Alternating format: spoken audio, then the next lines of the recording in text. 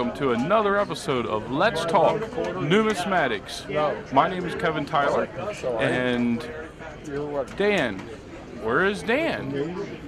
He was just here a minute ago. Well, Dan, we're at a coin show, so he really likes looking in the cases, so I bet you we'll catch up to him in a little bit.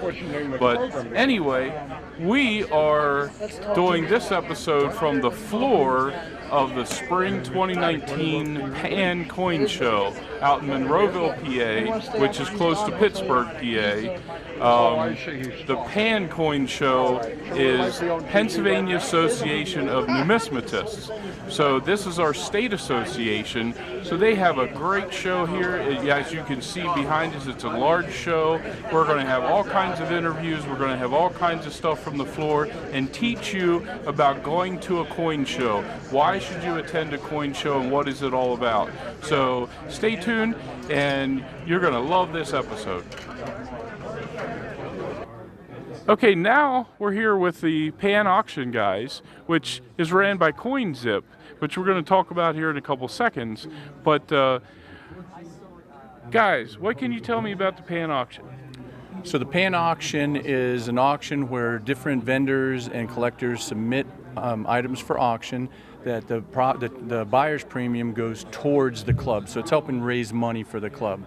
So the sellers get the hammer strike, the club gets the buyer's premium, and it's all for promoting the hobby. Excellent. And who gives you, or where do you come up with the auction items that you have on auction? Yeah, so that can be from anybody. It could be a collector, it could be a guy off the street that meets Alan or I and says, hey, I want to auction this off. Vendors put things in. The clubs themselves do, so the members of the clubs will. Okay, and I'm assuming that the auction ends sometime during the show here, correct? That is correct. It just ended a few hours ago, or last night. I forget which this one was. Yesterday. So now through the day, the people that are still at the show, they can come pick their auctions up and take them with them. If they're not here, then when Alan gets back to Maryland, then he'll be shipping those out to folks. Okay, excellent. So this is a great addition to the coin show and here at the Pan convention. Okay, well, hopefully you come out to a coin show that has CoinZip and has the auctions at it and place your bid. And remember, this is an online auction, so you don't have to necessarily be here on the floor. You can do this online. So visit CoinZip and place your bids and participate in the auctions. As he said, it helps the clubs and it's a vital part of these coin shows. All right, here we are now at the supply dealer at the Pan Spring Coin Show, and supplies are a crucial part of collecting. You need to know pricing, so you have stuff like the red books, blue books, specialty books. You have all your collecting supplies like your folders, your albums, your flips, a ton of that kind of stuff behind me here, and then even magnifiers and the glasses and the loops and that kind of stuff. So all of that stuff is at your supply dealer. And don't forget to ask questions. It's one of the biggest things that people forget to do. You can't learn and continue to educate yourself unless you ask questions. So ask them questions. What is this? How does this work? So that'll further your numismatic education. Okay, now I got an exciting interview I've been looking forward to. I'm with Jim Gerston from Annex, the oldest grading company in America. And the one nice thing about Annex, and I'm sure Jim's going to tell you a little bit about, is they're out and about to the average collectors. They get out to the majority of the shows. Not every show, but they're out to the majority of the shows. So stop by, say hi, get to meet them, and learn about grading your coins. So, Jim, thank you for doing the interview. I appreciate it. And tell me a little bit about Annex. Okay, like you say, Annex is the oldest grading service. Initially, it opened in association with the ANA. 20-some years ago, 30-some years ago. Or, I'm relatively new to it. I've been with the company for 5 years. But in that 5 years, we've changed, we've grown, we've diversified a little bit. We do a lot of different coins now. So we guarantee our grades. We have some big names in the world of that. I wish I could name drop right now, but I can't. I didn't think to do that as far as who some of the big name graders are that are out there. If you go to the Annex site at annex.com, there's a listing of all the who's who of Annex as far as their graders and their different consultants that they use. And primarily we're a coin grading versus we don't do any paper. It's all coins or tokens and that type thing. But it's a company worth looking at. You can join at no charge to the Annex Insider Group, which is you get notified of the specials that happen on almost monthly. There's a change in what the specials are. It could be anything from discounted coins for modern coins, or there's some shipping specials sometimes where they basically absorb, the company picks up the tab for the shipping and the insurance returns. So it winds up being even cheaper. So the coins can vary depending on the number you turn in, or here again, the value of the coin, anywhere from $8 to $30, depending on what it is for just the basic grading. And then, of course, there's insurance and the handling charge. So it all depends. And volume is king. The more you have, the more you're going to save. But it's how it is with both.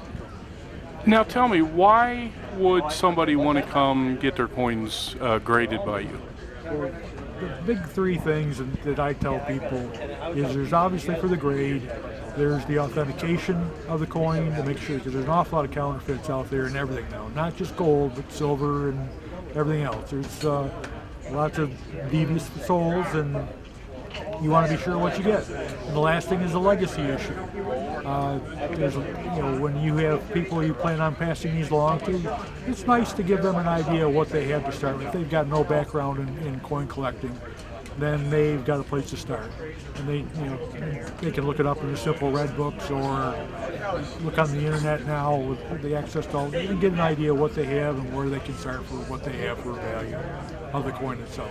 So those are the big three. Okay, well, thank you much, Jim. The Harrisburg Coin Show, we talk about it a good bit. Jim and the Annex will be at our show in the end of September 28th, 29th of this year, 2019. So stop by and make sure you say hi. Okay, now we're here with Andrew Graber, who's one of the dealers here at the Pan Spring Coin Show. And Andrew, tell me what you think about coming to the Pan Show and why you come to the Pan Show and what you like about it. Yeah, Pan has been an interesting show for me. I first started attending Pan as a customer on the floor, so I did 2 shows there. Really liked the format. I liked the exhibits in the back, how they interact with the collector as a numismatics society. So 2 shows ago, I started being a dealer. So I was just 2 tables over that way, had a great show, found some great coins, and it just turns out to be a really good experience for both the dealer and the collector. So the environment here is really good. Yeah, it seems great. I mean, the turnout's been great. I mean, it's a really nice size show, and the folks at Pan are just great to work with. So, so you're a dealer. Tell me a little bit about what you specialize in, what you have, what you sell. Okay, so I specialize in U.S. coins, colonials up to present. That's my specialty. I also deal with world coins and currency. Learning a little bit of everything. You and I were talking earlier. If we don't learn something every day in this business, something's wrong. So it's a really fun business to be in. First, I'm a collector, and as my banner says, my goal is to promote numismatics for generations to come.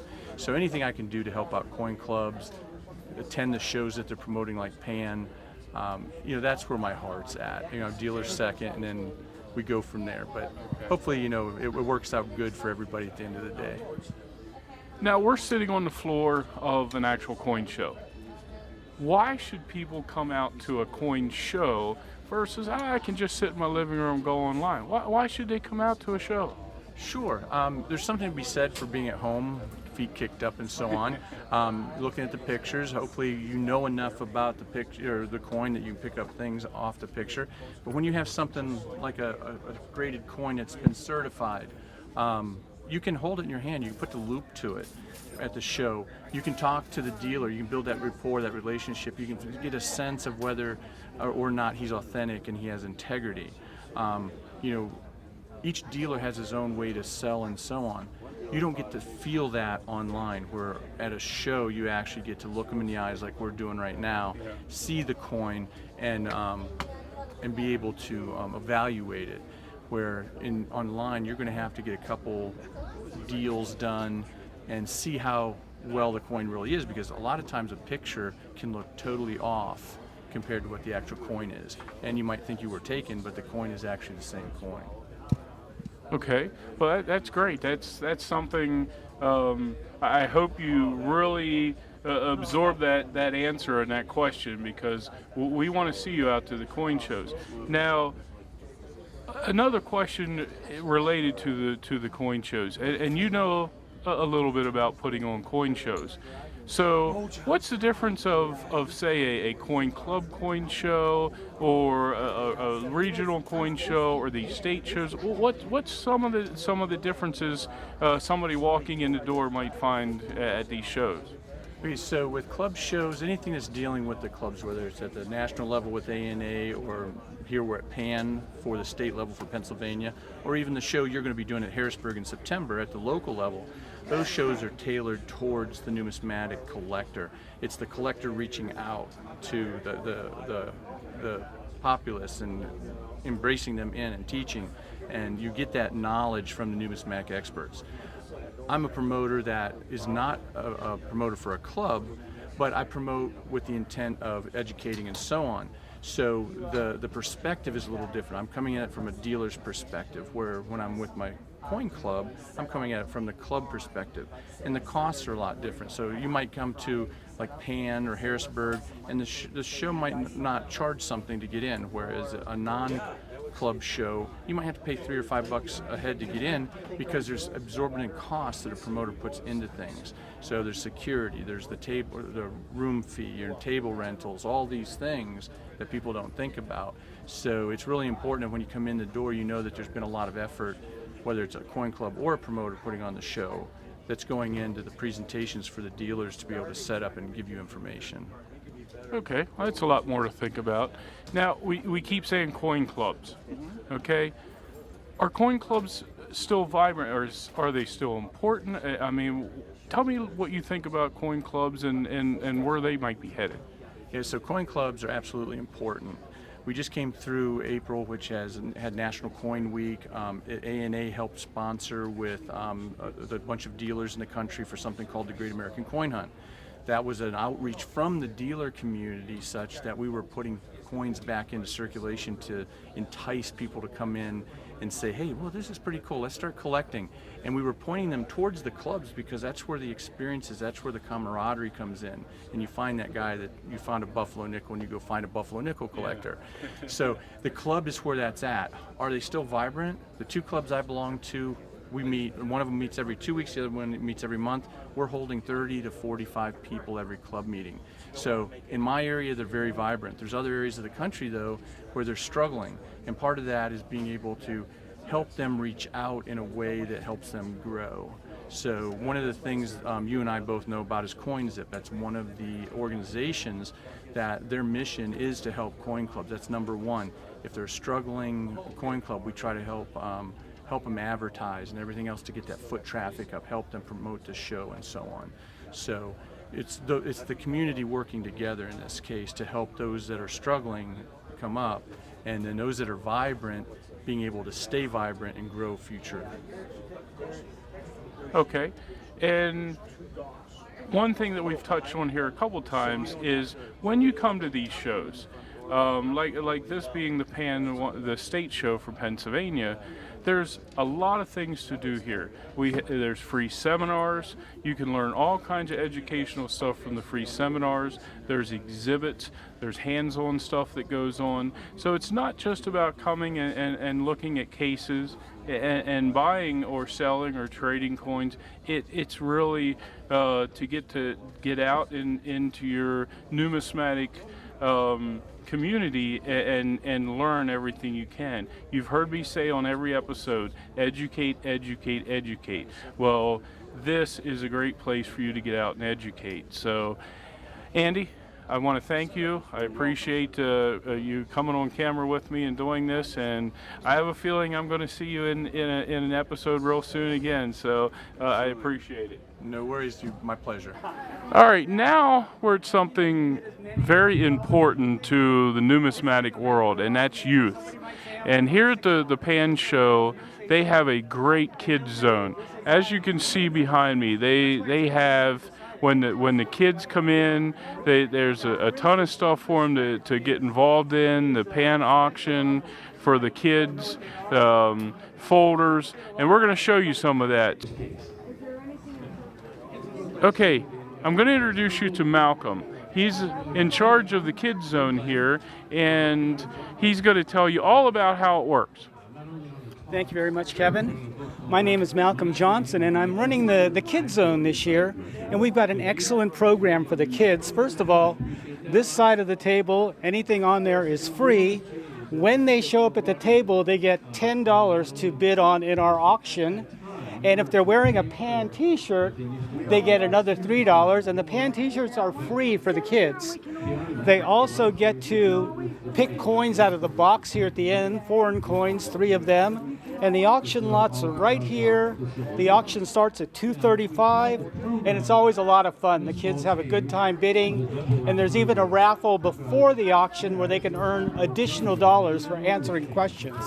So I think we have a pretty good program here. I'm really proud of it. It's been developed over a lot of years, and it seems to be a lot of fun for the kids. Oh, and finally, can't forget, over on those tables on the far side, wheat pennies have covered both tables, and the kids can go there and fill their penny boards with as many wheat pennies as they need to fill their boards. So that's also a free thing. Very, very enjoyable for all of us. Kevin? All right. Well, thank you very much, Malcolm.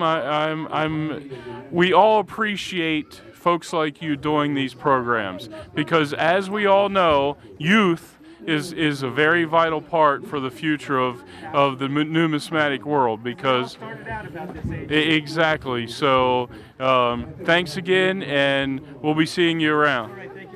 Just kidding. Bunch of B-roll.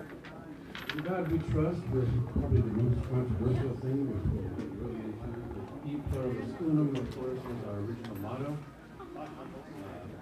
The government was petitioned to add the word God to our money.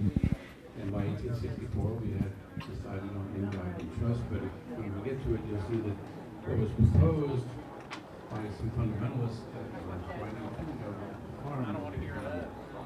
Just adding the word God to farm. I gotta look at this. I want to get one of these medals over there. Are you ready? Sure. Well, look who I found. I found Dan. He's here looking at a case with one of his dealers that he buys from all the time. So, hey Dan. Yeah. What? Don't bother me right now. I'm looking at coins. Well, I see you're looking at coins. We've been kind of trying to find you. So, tell us what you're doing. All right. Let's take a look here. Oh man, look at that. Can just a minute there. Well, now listen. I got Ray Burns here with me, my very good friend from Cleveland, Ohio. Ray and I have known each other for years. We've gone to different shows together, and. Let me just ask you real quick, Ray, how long have you been collecting? I've been a coin dealer since 1961.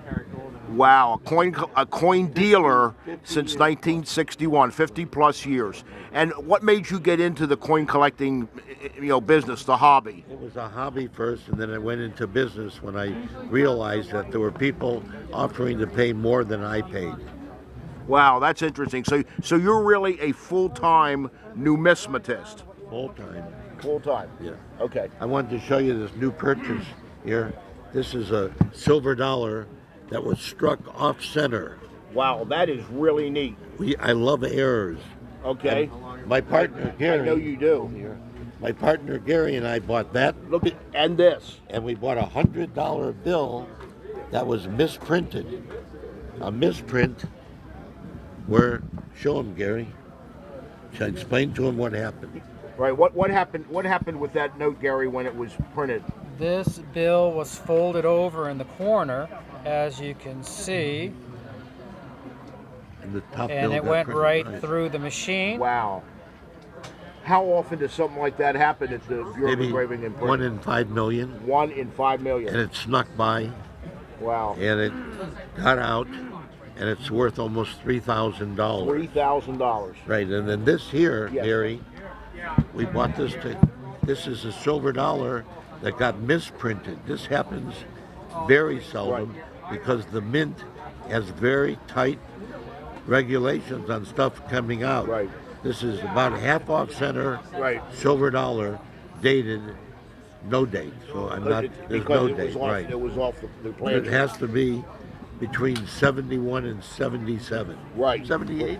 78 for an 78. Eisenhower. That's right. And Okay. this is worth around $2,500. Wow. 2,500. I Okay. specialize in mint errors. Okay. It looks like you have a lot of other really neat things in your case here. I see this Lafayette dollar. And what is that Lafayette dollar? May I take it out? Yes, What and you say this is Gem BU? right. What does that mean, Gem BU? That means it was never used. Okay. It was put away in 1900. Wow. And this is something that sells for around $1,300. Okay. It's a commemorative coin. Wow. You probably wish I would buy that, don't you? If you collect it, I wish you would buy it.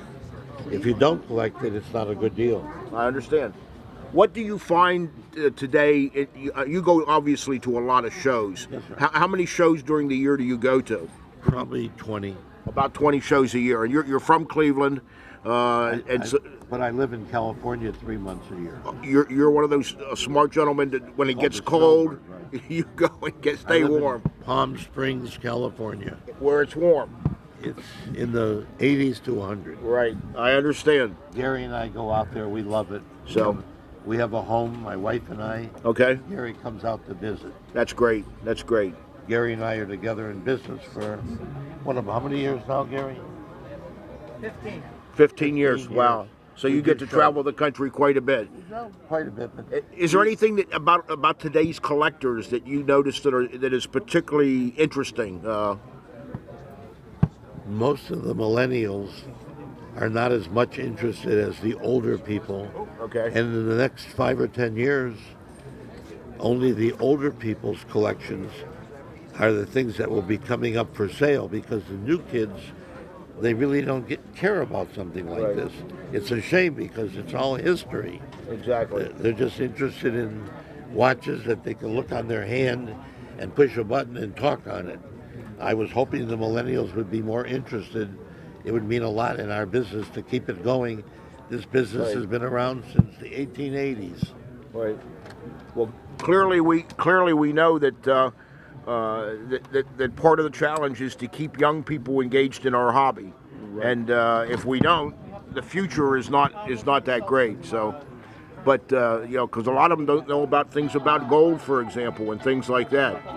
So, You're right. well, Thank you, Dan. it's really nice. You've shared some really great things with us here today, and we appreciate your input. Thank you so And much, man. did you like the pan show? Were you? It's been very nice. Okay. I like seeing you once or twice a year. I know, and I enjoy it too. God bless you. Dan. Okay, Ray. Thank Be you. well. Thank Okay, you. okay. Okay, here I am with Alan and Andy from CoinZip.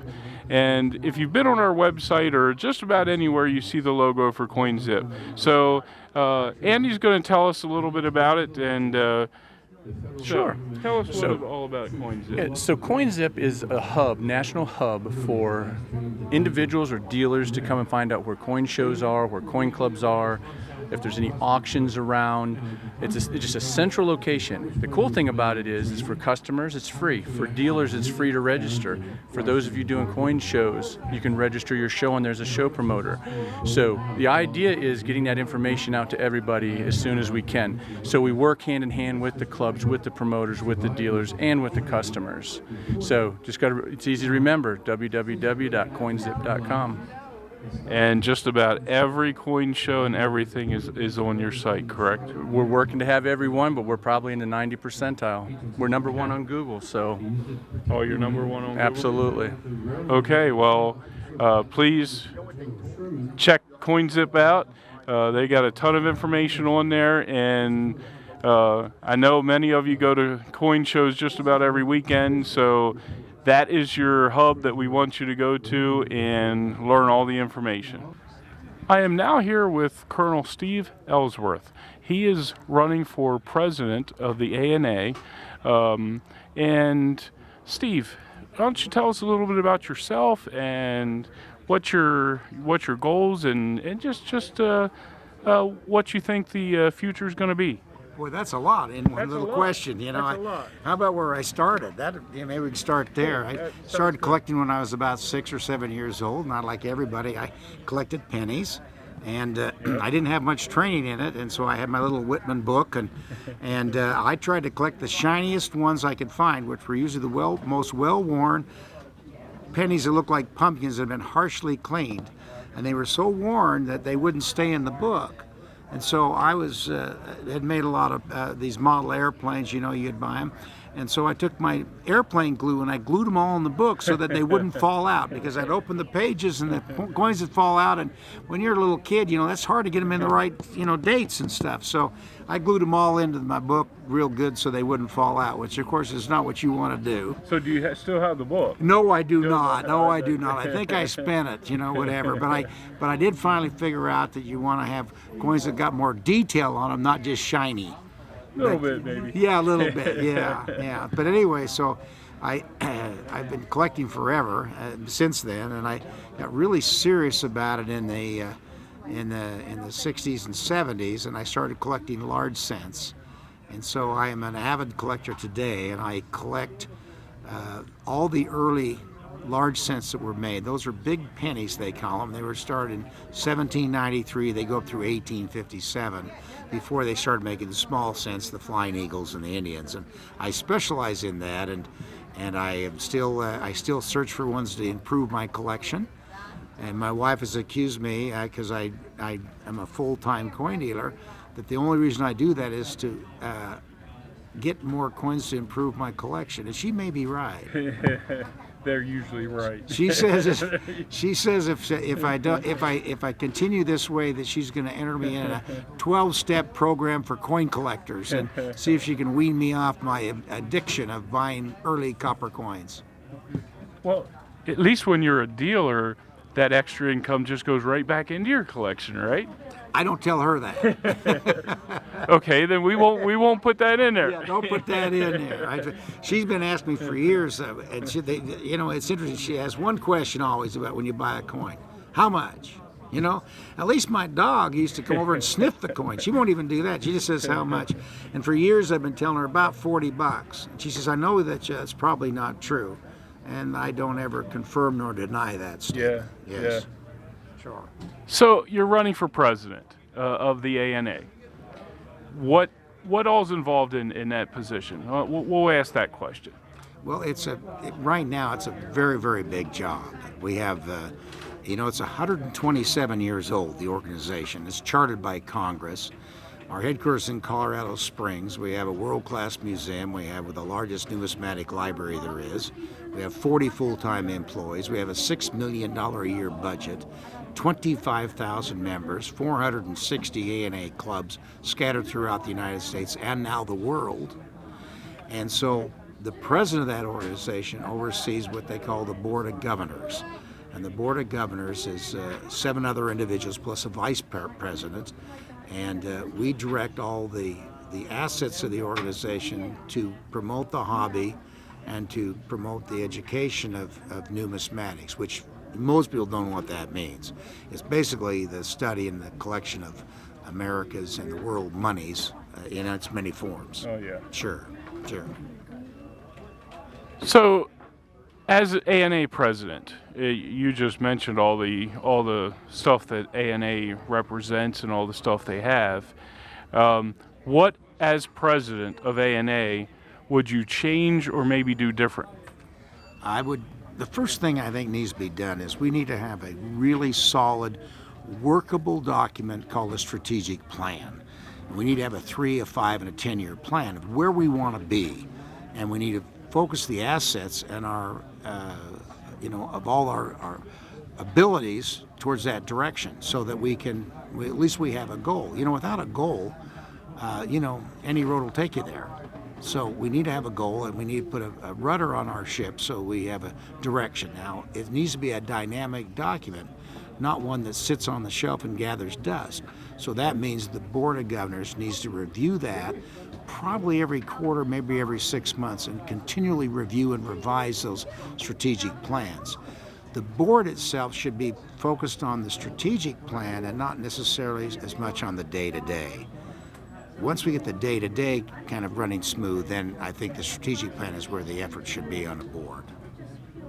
Okay, well, great. Now I'm going to ask you to basically look into the camera and tell the voters out there that would vote for ANA president why they should vote for you, and maybe your little spiel that as president. Well, the big difference is that with my management background and my experience, I'm very task-oriented. And what I could do is I would make sure that the Board of Governors is a working board, not just occupying space, sitting in chairs, pontificating on what they think ought and could be, rather than how are we going to do this and who's going to execute it. That's the biggest difference, is the execution size of the equation, not just the ideas. Ideas are simple. You can have millions and millions of ideas, but if you don't have any way to fund it and you don't have any way to execute it, then what's the point? It's just an idea. Excellent. Well, Colonel, I appreciate your time. I appreciate everything, and I wish you the best of luck. Thank you. Thank you very much. Appreciate your time and giving me this interview. You're very welcome.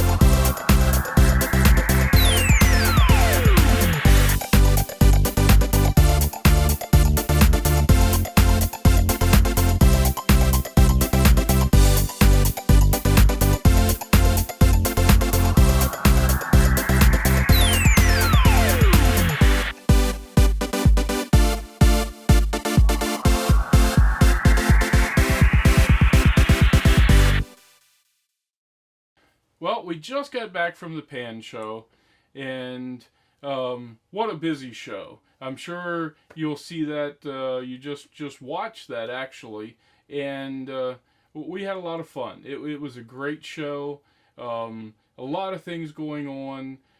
When you have a big 3-day show like that, that was our state show.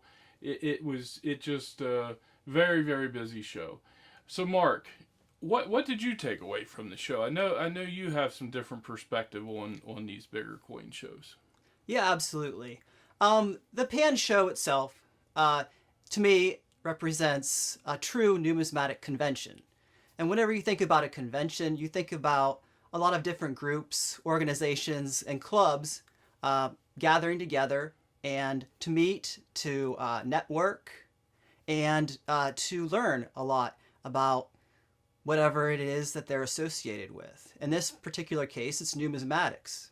So we decided to go to the Pan show because it basically represents a true numismatic convention, because it offers all of these things, and it's not just a place where you can buy numismatic items, coins, and paper money. You can also meet other people, learn a lot of new things, and just come away from the show all the better.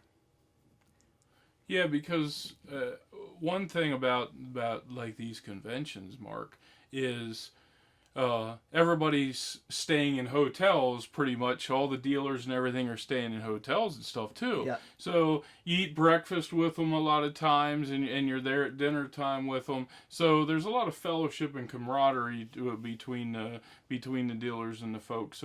So we do get a chance to meet them a lot more than we do at other shows. But as far as you going to shows, great seminars, great activities, great things to do. They had a great youth program. I mean, I thought their youth program was spot on. They give the kids T-shirts. They gave them a lot of coins, a lot of free stuff. It was a great youth program, and so hopefully you can get to the next one. I believe their next one's in October. Look it up for the Pennsylvania Association of Numismatists. Look it up. It's on our website as well, harrisburgcoinclub.com. And we always put all that kind of stuff on there. So the next thing I kind of want to talk about is we keep kind of touching on the subject of the Harrisburg Coin Show. And the Harrisburg Coin Show is coming up at the end of September. Every year at the end of September, the last weekend in September, at the Scottish Rite in Harrisburg, is our show, the Harrisburg Coin Show. And this year we are doing something just out of the box. And if you want to go to a coin show and you want to experience what you would at the state show, and you want to experience something different, come visit us at our show this year. We're saying it's not just another coin show, it's an experience. And the reason we're saying that is we have not only the Bourse floor, Mark, but we have a lobby full of all kinds of exciting displays and guests that we invited. Rick Lank's going to be there, the author. We have a slew of seminars, and we're going to break them down for you a little bit. So, Mark, what's some of the things you're excited about our show? I know you're really excited about our show too. Oh yeah, sure. Like I said, I always love the idea of a true numismatic convention, and like Kevin here had just said, we're going to have seminars. We're not just one, but we're going to have multiple seminars on multiple different topics.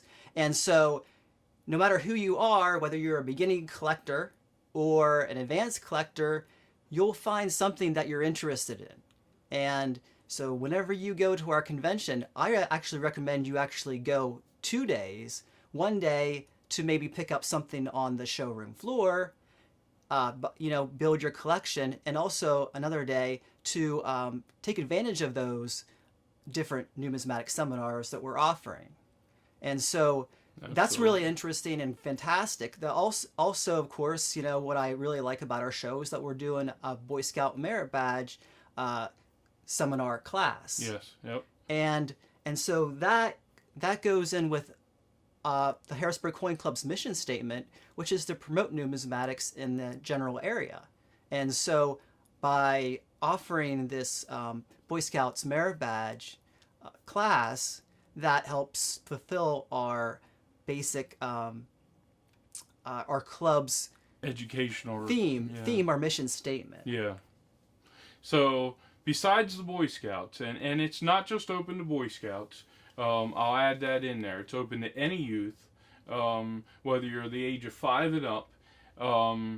It's open to Girl Scouts. It's not just a Boy Scout seminar. The Boy Scouts earn their merit badge for attending because it meets all but a couple of their requirements that they have to do outside. But it's a great seminar, and any youth that come to that seminar, we're making a patch for your attendance at that seminar. So you're going to get a really nice patch for attending. So, and I know you all collect patches, so that's a good reason to come attend.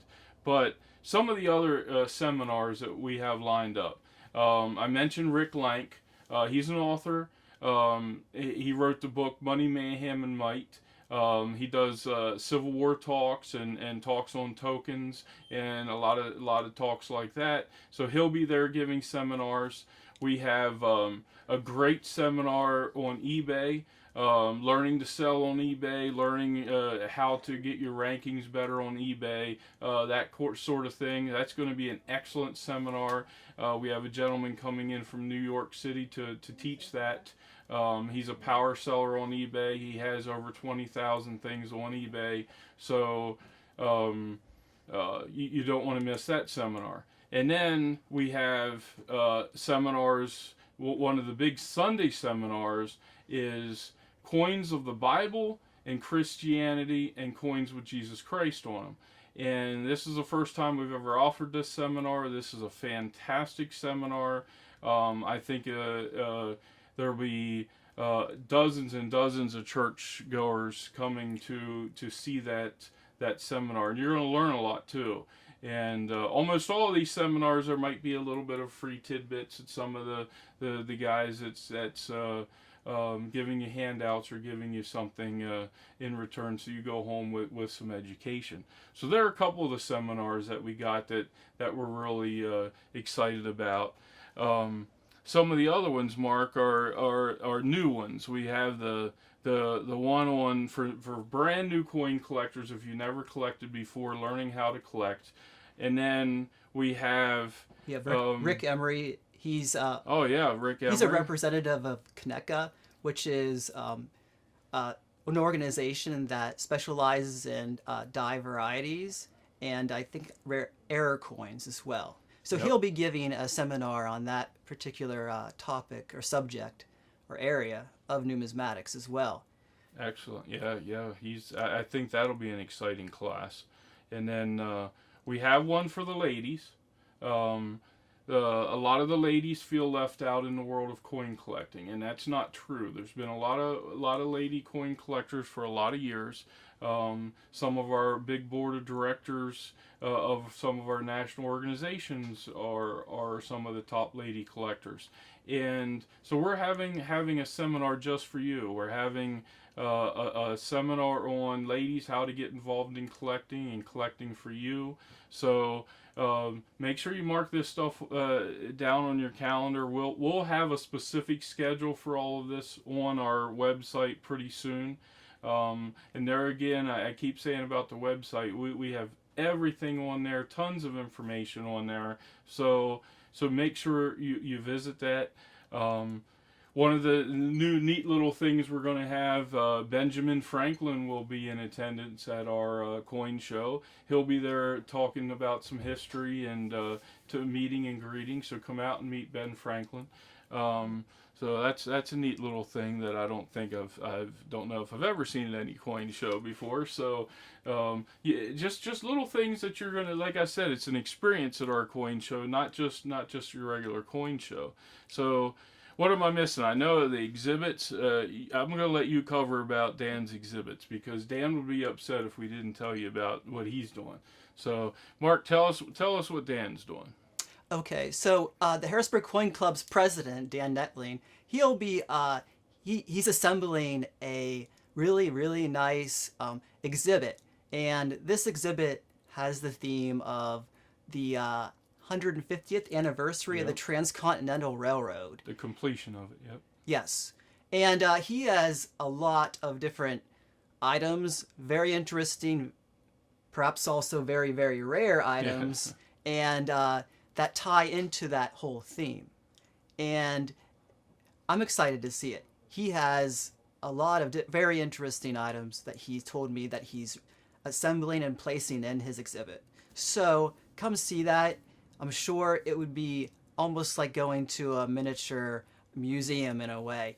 You're just, of course, it's just one part of the museum. It's just the Transcontinental Railroad, but at least it would be very interesting, very cool to go and see and look at and examine.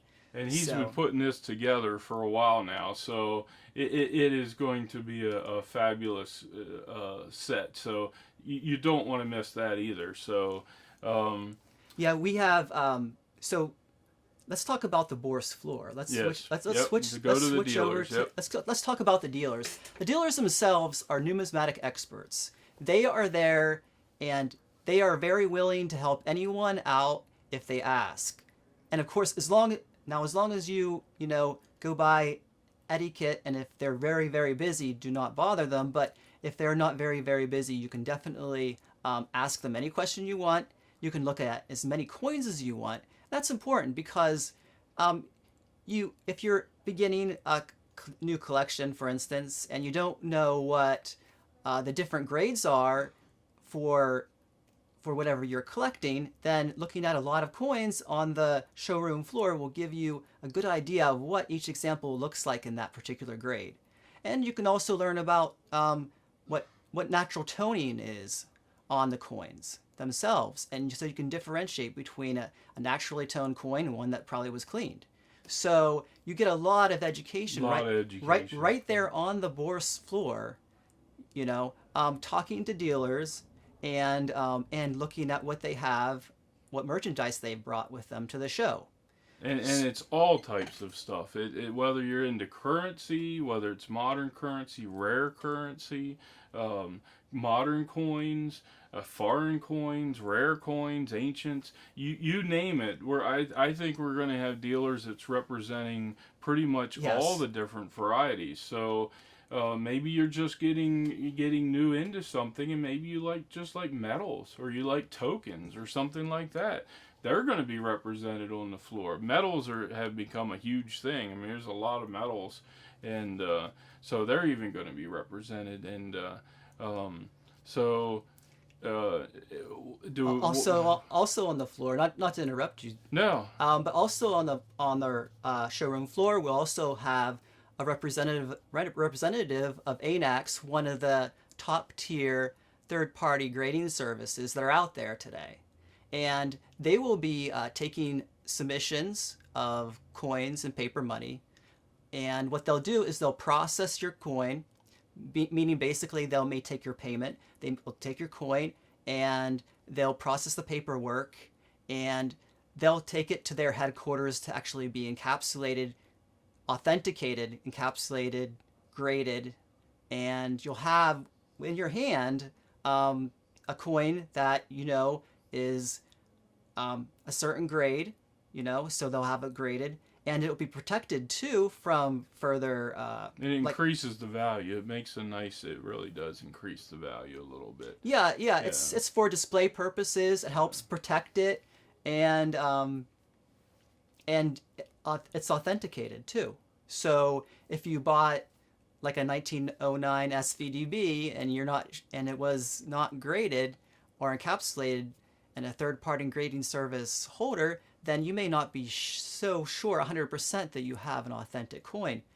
Although I would definitely make sure that the dealer guarantees that it is authentic, and make sure that you understand what their return policy is on these sort of things. save your coins for us and bring them for Annex. They have a special deal. Yeah, they're going to have a special deal. They haven't told us exactly what that is yet, but because they change it usually about this time of year. But save your coins. Save like 10 coins and bring them. They usually do a special for if you bring 10 coins, you generally get them for about 10 to 12 bucks a piece. And it's usually free shipping, and that's a steal in the world of getting graded. So, and it helps us. It'll help us. We don't make any money out of it, but we want to keep Annex coming out, and we want to keep everybody happy at our show. So save those coins and bring them along. It'll help us out in that way. What else we got? How about the auction? We don't want to forget about the auction. We have an auction going right now. You can go online there again. Go to our website. It has a link. Go to our auction. We have about 50 some items on it right now. There's people bidding away on it. There's some that have 100 bids already. They're only a penny a piece, but there's some that have a lot of bids on them. But go to the auction. There's a lot of neat stuff. We just added a bunch more. We probably have even a few more things we'll be adding. So keep checking in with that. Go to that auction and bid away. The few people that put some stuff on will appreciate it. So check that out. So what else am I missing? I mean, excellent Boris floor. We have all this stuff going on. Great show. Oh, food. I mean, we can't miss food. We're gonna have excellent food. I don't know if I even told you the menu yet, but we're gonna have excellent food. We have one of the top tier caterers from the area that serves weddings and corporate events. Top tier caterer coming in to do our food court. And she's bringing in, I mean, she'll have your typical stuff like your burgers and stuff, but she's going to have Pennsylvania Dutch pot pie. She's going to have Pennsylvania Dutch chicken corn soup. So there are a couple things that's unusual that you probably don't get at too many coin shows. I've never seen chicken pot pie at a coin show. But No, not me either. We're Pennsylvania, okay? We're the capital of Pennsylvania. We're proud to be the capital of Pennsylvania, so we got to represent a little bit of Pennsylvania Dutch. So we have the food. We have a bunch more than that. We have breakfast and the lunch. So breakfast, she's going to have some sandwiches and donuts and stuff, and then lunch, she's going to have the whole slate of things that you can get. So didn't want to forget the food court because we've been battling that back and forth a little bit here in the last few weeks. So yeah, and Pan, we were just at the Pan show. And a couple things I forgot to say about Pan, I'll ad-lib here now, but Pan will be there. All the people that you saw at Pan will be there. So you can come out and meet them, meet their top tier reps, talk to them, join Pan if you want. Same thing with ANA. They'll be right beside them. They'll be there talking. But Pat McBride, I gotta thank you. He's like the right-hand man of the Pan Coin Show, and he helped us tremendously. I mean, that's why we invited them. Exactly. That's why we invited Pan. That's why we invited the ANA, is because they're very key in promoting our show. They were very helpful. Absolutely. And they're getting our show out there. They're advertising us on their social media, and as well as all of their the listing magazines free. I mean, we got magazine ads, all kinds of stuff. So Pat, I gotta thank you again. So that's another one. And we have a bunch of stuff we'll let as a surprise. But remember, I've said about the youth, and that's one area I don't want to forget. The youth. We're doing an excellent youth area. Kids Corner, right? We're calling it the Kids Corner. We're going to have a lot of freebies. We're going to have the wheat pennies and the folders. You can sit there and stuff folders. We have a numismatic art, right? Yeah, we're going to have all kinds of stuff for the kids. We don't even know what all we're definitely going to have yet. That's still in development, but yeah, you don't want to miss that. There again, kids 5 and up, come out and have a ball. You can join our youth club if you'd like to. And so I didn't want to forget that part. We have a big supplies dealer coming as yeah. well. I know for me personally, I have 5 magnification lenses that I picked up. I had to buy at the show because I forgot mine at home. I left it at home, as well as pricing guides. I think I buy pricing guides at every other show I go to because I'm so forgetful. I forget my pricing guide. I forget my magnification lens, and you really need these 2 things whenever you go to a show. You always need your protection, the airtights and the flips and the covers and stuff to protect whatever you buy on the Bourse floor. So yeah, he'll have all these things. Yeah, he'll have all these things. Be great. And, yeah, they're different. Yeah, he'll have different ways to display them, different display holders, and then like you said, coin folders as well. He'll have those plastic sheets where you can put coins individually in them and make it like a binder. And he'll have pricing guides, like I said, in magnification lenses. And I believe he's bringing some books too on numismatics. Yeah, I think so. Usually they bring books on general collecting as well as a few specialty areas as well. So you'll have all that stuff available to you, and whenever you go to the show, if you decide that you're interested in something that you've seen on the floor, then you can go to the supplies dealer, ask him if he has a book on the topic, buy it, take it home, read more about it. Education. Yeah. We always talk about that education. Yep. Yeah. So you'll definitely be able to learn more about whatever new subject might be coming your way. And, we got there you have it. We got a dealer that's going to be there that has bulk foreign coins, all kinds of different foreign. He dumps a whole pile of bulk foreign coins, and you can sit there, and he only sells them for, I don't know what, I think it's like $10 a pound, so it sells them by the pound, so you can sit there and get a whole pile of coins. That's neat. I mean, I've done that before. It's really neat. And then you can go home and sort through all these foreign coins, see what you got. I mean, you never know. I heard a couple people that got lucky and got some really nice foreign coins out of it.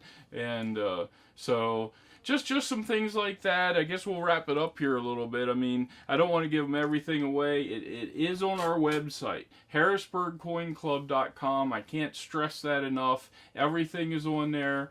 And we had a great time at the Pan Show. We're looking forward to our show coming up. And until next time, we'll see you again.